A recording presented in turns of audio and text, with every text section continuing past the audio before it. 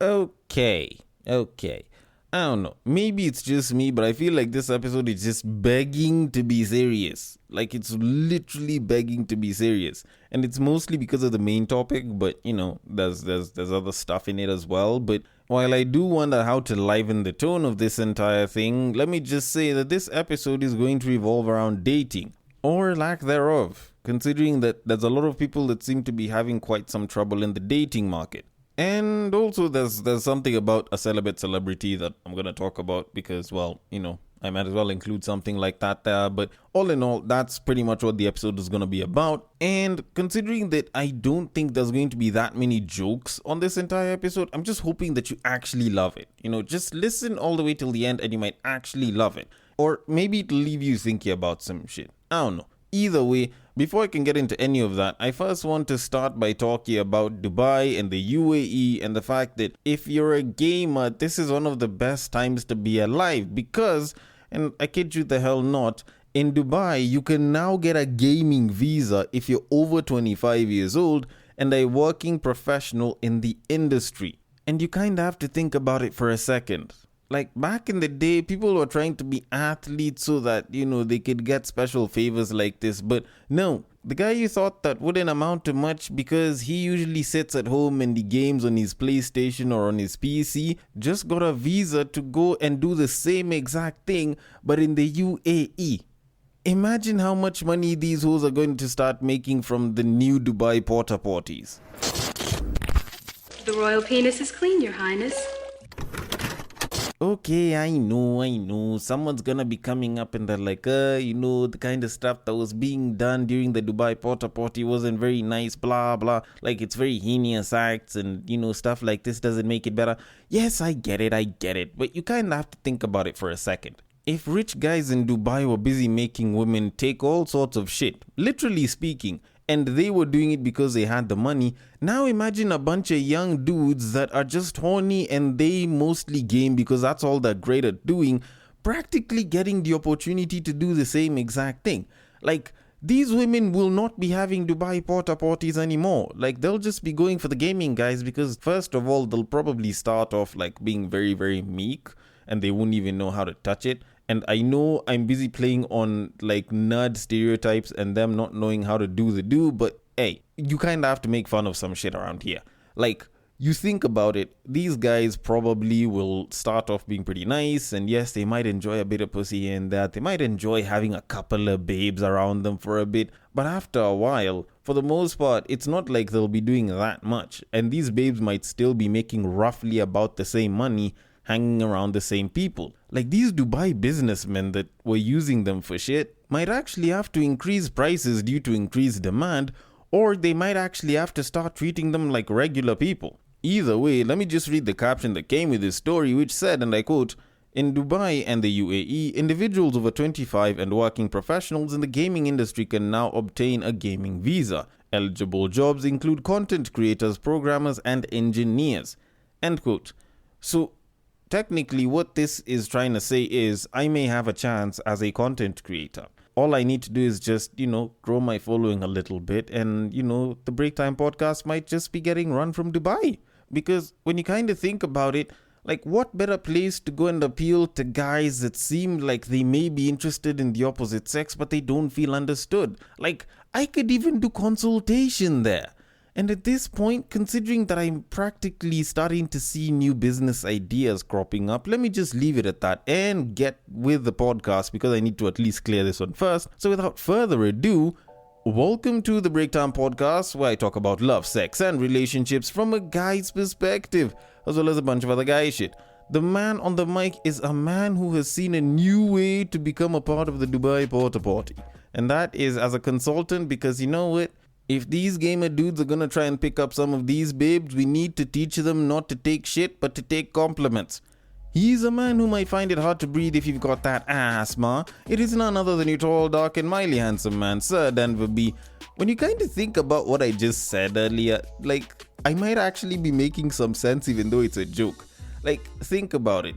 Imagine the number of gamer guys that probably don't have the best social skills with the opposite sex. Like, for pickup artists, they'd be doing great in Dubai. Although then again, you kind of think about it, for a lot of people there, you might actually find that a pickup line is, just slapping a stack of cash. But anyways, that's just my very myopic view of the place. There's definitely genuine people and there's nice individuals, and not everyone is willing to eat shit for $50,000.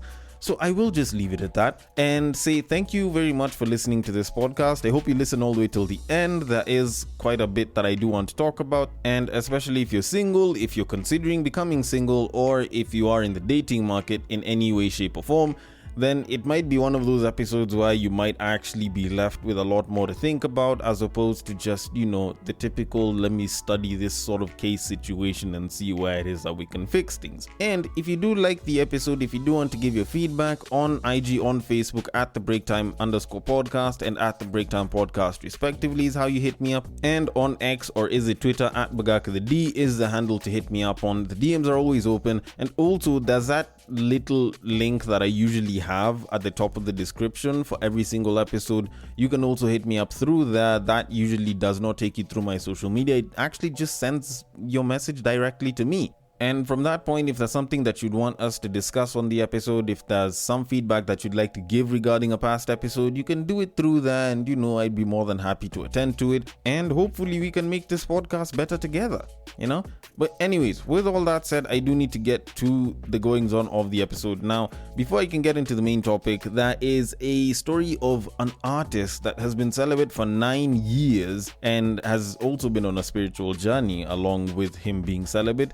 And the artist is none other than a man known as Lenny Kravitz. Now, for those of you all that don't know who or what Lenny Kravitz is, he's an artist. He's been producing music for quite a bit of a while, and he's actually really, really good. And he's the type of artists that a lot of women are super interested in and definitely would want to shag. And honestly, hearing that this guy, who is considered to be quite good looking, great artist, and is very, very popular amongst quite a number of women, decided to and managed to be celibate for 9 years, was definitely something that piqued my interest. So let me just read the short article where I saw this on, which says, and I quote, "When Lenny Kravitz thought back on the adultery, he told The Guardian his dad had predicted he would lead the same lifestyle, and it proved to be accurate. Lenny said he started behaving like a player when his marriage to Lisa Bonet broke down in 1991. Lenny Kravitz expressed his disapproval of that lifestyle, and it took him a long time to accept responsibility and distance himself from that reputation, ensuring that his personal desires didn't dominate his life. And all this discipline has incredibly led him to a 9-year streak of celibacy, saying, and I quote, 'It's a spiritual thing. I've become very set in my ways and in the way I live.' End quote. He hasn't been in a serious relationship in 9 years." End quote. And end of the article. Now, personally speaking, have I been celibate for 9 years? Honestly, I don't even think I've been active for that long of a time for me to say that I've been celibate for 9 years or even attempted celibacy for that long. But considering how it is that artists and more so celebrities, because he is both, usually get in terms of female attention and, the sexual encounters that usually happen with them, I find that for him doing 9 years is like the equivalent of the normal person doing 20 or 25 or some shit.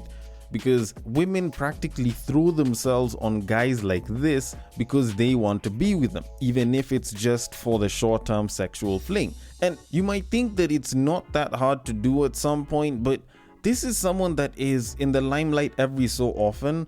Not that he makes news or anything, but he'll go for award shows, he'll be out in the street, and the guy is very recognizable. So you find that there's definitely going to be people that will offer to be with him sexually. There's going to be people that are going to want to be with him in some sort of romantic way. And this guy has to turn all of them down, and that'll probably be in the hundreds on a regular basis. I can remember there was a time when people were busy talking about, when you treat your woman badly, just know that she normally gets hit on by at least 3 guys a day, which is, 21 guys a week, which is 84 guys a month, which is I don't know how many guys a year. And, at first you'd think, oh shit, she gets hit on by so many different guys. Then you're like, a lot of these people are the same person. So at the end of the day, you find in a year, she's probably been hit on by maybe 10 different people at the most. But for this guy, it's the literal hundreds. And in the day and age of us embracing promiscuity, if there's anything that's a lot harder to do right now, it's turning down sexual advances. So honestly, I salute this guy. Is it something that I would do? Probably not. But I think the level of discipline and dedication to maintaining this level of sexual discipline is something that should be admired, if anything. Like, I don't think in today's day and age people would voluntarily be celibate for anywhere beyond a year. And this cuts across both genders. Although, with that said, I actually do need to get into the main topic because there is some talk of people trying to bring back celibacy to some degree. So on to our main topic of today. Now, sometime this past week, I just so happened to be on IG scrolling through, and I happened to come across some babe who had posted up a post that had been made by The Cut on her IG stories, and it was talking about the problems of modern dating, more so for women. And on the title it said, "Is dating a total nightmare for you right now? You're not alone. Trying to date as a young woman has gotten so bad it's gone viral." Now, when I saw this, I was like, oh, probably it's just a bunch of other babes complaining about some shit, and probably it's nothing too big. Up until I read what that babe had written on her stories, which was that if there's one thing that she hates doing right now, it's this. And honestly, maybe they should bring the 4B movement to Nairobi, and then we can see how that manages to change things, because she's honestly so tired with guys in the dating market. And at that point, my interest was piqued because I didn't think the dating market was actually that bad. Yes, the streets are bad and people being promiscuous is bad and character development is bad, but I tend to think that the dating market has always had some level of that. Like, there's going to be some jokers, there's going to be some people that are just going to treat you like shit, but there's obviously going to be good guys as well. But for people to come out and be like they actually hate it now, that's a little bit of a strong word at this point. So I decided to go and look into the article. Now, the article was looking into a lady known as Anya Haas, who is a 32-year-old hospitality worker in Austin who has been single for the past 7 years. She was talking through her tears about how tired she is of people telling her a dream man will come along when she least expects it. So she says, and I quote, "I'm so sick of hearing that. There's such a thing as people who just don't find their person and don't get married." End quote. Now, I am going to read the caption for you on the entire thing, because that was a part of the post. So the caption itself says, and I quote, "Single people have always griped about trying to meet someone, but lately it seems heterosexual women have reached a breaking point. Not only are they crying on camera and swearing off dating apps, they are becoming voluntarily celibate like Julia Fox, or going quote-unquote boy sober. When Bumble ran an anti-celibacy campaign last month, the company received so much backlash it was forced to pull the ads and apologize. Taken together, it looks as though single women in the US are one more bad date away from launching their own version of South Korea's 4B movement, in which women refuse to date, fuck, marry, or have kids with men." End quote. Now, okay. First of all, before I say anything in regards to this entire thing, let me just start off by saying that I think this is probably the very first time in recorded history whereby a vast majority of people are complaining that they're unable to find suitable mates in the dating market, even though when you kind of think about it, we are probably the largest global population of human beings that there is right now. And I think beyond the fact that, people can get into the whats and the whys, that fundamental idea in and of itself is just very, very wild and possibly quite ridiculous, because we are the highest number of human beings that are there. And yes, there's old people, and yes, there's babies, so it's not like everyone is there, but like a vast chunk of the youth, at least that we are hearing out here in the online space, are talking about how bad or how tough or how near impossible it is for them to find suitable mates in the dating market. But anyways, all of that sort of like a quick by the way, and just something I was pondering on before I started recording. Now, back to the main story at hand. Okay, is it true that the dating market feels like a nightmare and women are having trouble, and it's actually gotten to a point where it's a TikTok trend? Yes, it's actually a thing. And for a lot of people in the US, this is probably something that they've been hearing about, or they've been seeing, or it's been spoken about by their favorite content creators. Now, is it a problem in Kenya? I don't think it's like a TikTok trend sort of problem, but I do think that the issue is still there, because I kid you the hell not, I have met and interacted with a lot of women, very good looking women, very nice seeming women, and they have also expressed that they are single, they are not in the dating market, and they hate the current dating market as is. And that in and of itself is a very, very wild thing, because you'd expect that, they are good looking people, so for them to bag someone isn't hard, and for them to find someone good to bag shouldn't be hard, because they'd probably have a lot of options. But that doesn't really seem to be the case. That actually doesn't seem to be the case. And, normally I'd probably go and argue this out from a guy's perspective, and I've done it before. I've gone and I've spoken about how guys can talk about not being able to find a good mate, but they're not going out there. I've spoken about how, they also need to fix up their act, and there's a lot of guys that aren't all that great. But in this particular case, it's coming from the women's side. So even though I will answer it as a guy, I will sort of still take into account the fact that this is something that I need to address for the women, because it's coming from the women's side, even though I am going to talk about it as a guy from a guy's perspective. Now, when I did look at some of the comments, people were busy talking about how female empowerment has resulted in women no longer settling for subpar men. People have spoken about how, they're yet to find a man that will give them something that they can't get themselves. And, a bunch of other things about how men who are even in their 30s aren't trying to settle down and shit like that. And you know what? I think I'll try and address some of these things over the course of me discussing this entire thing. Although there was an older 50-year-old guy who was commenting, who stated that he's very unimpressed with the kind of men that are out there, which did actually kind of really, really pique my interest. One, the guy wrote quite the paragraph as a comment, but also it goes back to something that some people have been saying about how a lot of the guys nowadays aren't the best options to date, which I don't entirely agree with. I think the men that are out there in the dating market right now, a vast chunk of them aren't the most sustainable, or at least the most viable long-term solutions for partners, because they don't really seem like they're that interested, and for those that seem like they're that interested, they don't seem like they cater to what women want today, which does kind of go back to the whole what it is that women want. But all in all, when you look at the kind of men that women want and the kind that they're getting, you're realizing that there's two different sets of guys that you'll mostly see in the dating market. So on one end, there's the guys who are in it for the fun. Those guys are the guys who dominate the streets. They're the ones that, look really good at first, but, once you start to learn their behaviors, you're like, I don't know if I'll be able to go long term with this person. And those are the guys that are going to, scoop a couple of babes here and there. And, they are very, very into the entire, let me go and try and pick up a babe. And, they're very, very active in the dating market. And that's great.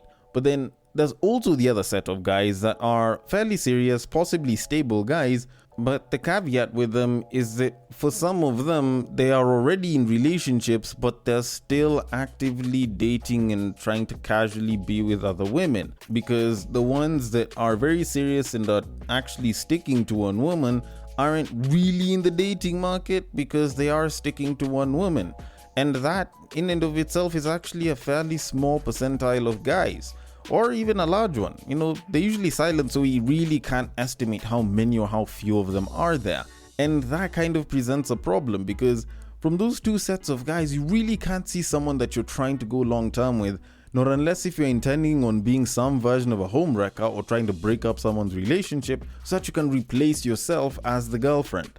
So I can see why there's a lot of women who might feel like the dating market is a nightmare right now, because there's no guy that seems like they are a bankable option right now. And that makes a shit ton of sense, because a lot of the loudest guys in the dating market, a lot of the most visible guys in the dating market aren't the most viable long-term solutions.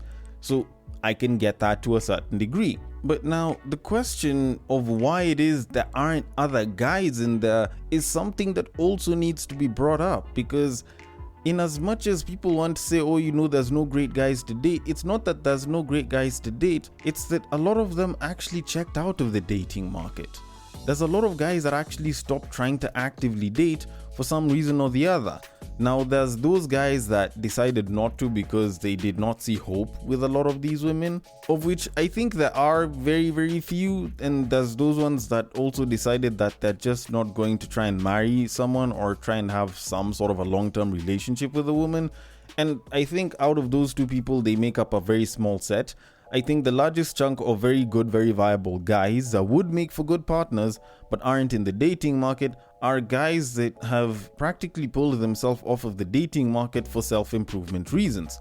And I know it sounds like a bullshit reason, and I know babes are nowadays so pissed off when a guy is like, oh, I really want to date you, but I really have to work on myself. And I know it sounds like a bullshit thing. I know that it sounds like a stack of BS, but I kid you the hell not, it is very, very true. Save for a couple of players that probably are trying to find reasons to not commit to you. But there's a lot of guys out here that aren't in the dating market because we feel that we have to put in that extra work and we have to grow ourselves and make sure that we're at this really good level where we can now be very capable to have a good partner and possibly have some sort of a good life, because we're expected to be providers. And babes have really outdone themselves. Women empowerment really, really helped the women, and women seem to be doing pretty well. And I know there's someone who's gonna be like, yes, that means that we're not going to be going for subpar men. You know, we have standards and we're not going to take anything less than what's good for us. And that's a great thing. It's not bad. You know, go and fight for you, and you know, as long as you can get yourself the best deal out there, go for that. But what has happened is that in as much as, yes, you might think that there are subpar men, a lot of us guys who might actually just be pretty good, pretty chill, regular dudes aren't in the dating market because we need to match up on a financial level. And yes, I know that's not entirely true for every single guy, because there are guys that are doing pretty well for themselves, but who are still doing pretty well for themselves, but they're still at self-improvement stage. But for them, it's because they don't feel like they're adequate enough. Like, guys are still trying to stack up the dough. Guys are still trying to get themselves to a position where they would actually be capable enough to have a family and live comfortably with a family, or at least have a comfortable living family with them, as opposed to, you know, trying to struggle to make ends meet. And because we've been told for years that, you know, y'all don't want no scrubs, that, you know, you don't want a guy that is making less than you, that you don't want a guy that is not able to take care of you and who isn't a provider, a bunch of us guys just pulled ourselves off because we need to make the moves that can get us to a point of being good providers. So whether that's getting a house, whether that is ensuring that you have a certain amount of money or you're making a certain amount of money, there's a lot of guys that pulled themselves off of the dating market because they knew that they aren't at that level yet, so they need to work to get themselves there. Otherwise, they will not make for good partners. And that is affecting quite a lot of women, like, admittedly so. And it's something that affects a lot of different places, because economically, in a lot of places, shit hasn't been that good, especially for the youth. So a lot of guys are actually in this position where, in as much as it's never been said before, we are saying that we feel like we are too broke to date. Then, aside from being too broke to date, now we have a lot of women who have decided that because they saw a bunch of the stuff that guys are doing and they didn't like it and they feel like they need to do the same things, there's a lot of women that decided to take up some of the things that would have been considered the reserve of guys, such as having multiple partners, being promiscuous, you know, having multiple relations without being in some sort of a commitment. And that's something that, while I can't tell you whether it's a good thing or a bad thing, has affected a lot of women's value out here in the streets. Because when I kind of think about it, even though I might be interested in a certain woman, if I find out that two of my homies managed to bag her without taking her out on a date, without trying to buy her drinks, without trying to raise her up, and she just went to one of their places or went to either of their places and, you know, those guys laid pipe, if now she's like, you need to take me out on a date, I'm gonna feel some type of way. And it's not like I'm looking at her like she's a whore or anything.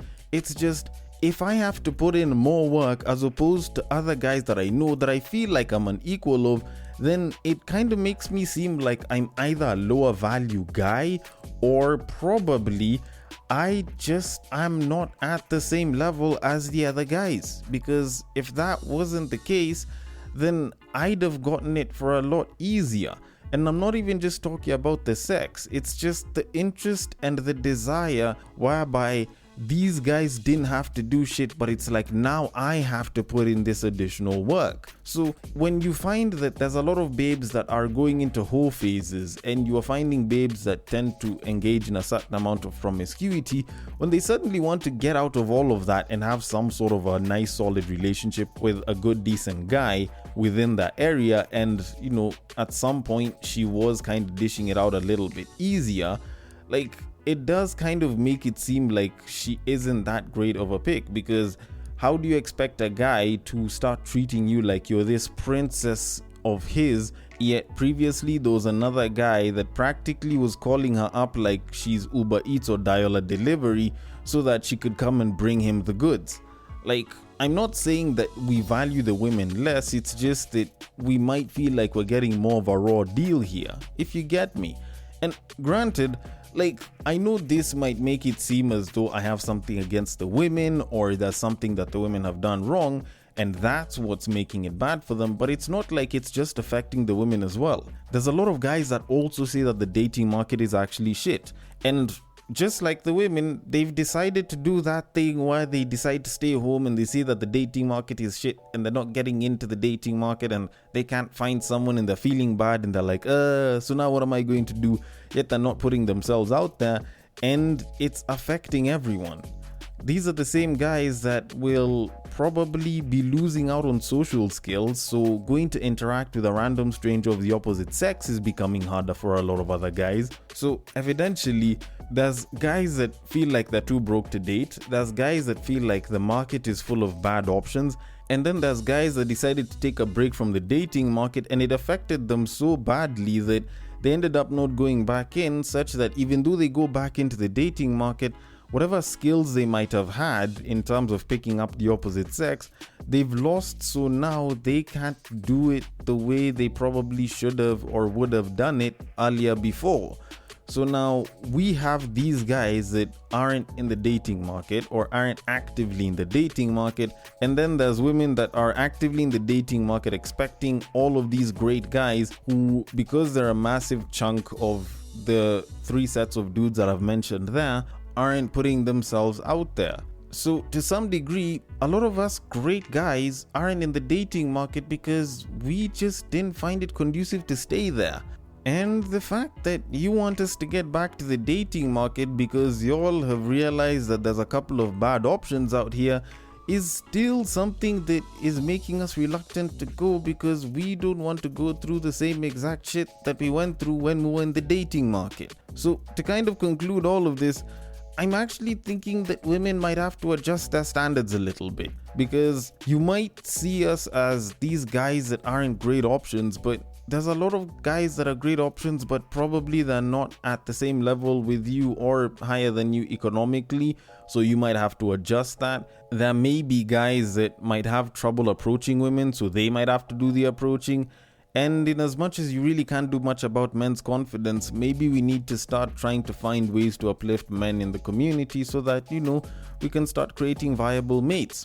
Then, maybe then, we might actually have some more options for the women, because as of what's there right now, there's a lot of guys that are very, very checked out, and a lot of the guys that are checked in but are not very great options. Or maybe I'm wrong about all of this shit, and there's not that many great guys, and a lot of the guys are just poor options. Either way, I want your thoughts on it. The DMs are open on IG, on Facebook it is at the breaktime_podcast and the breaktime podcast respectively. On X it is at Bagaka the D, and there is the link in the description to reach me directly. Thank you so much for listening all the way till the end, and I will catch you guys on the next break. But what I believe is that if you put a pastor and a prostitute in one room, one is likely to convert the other.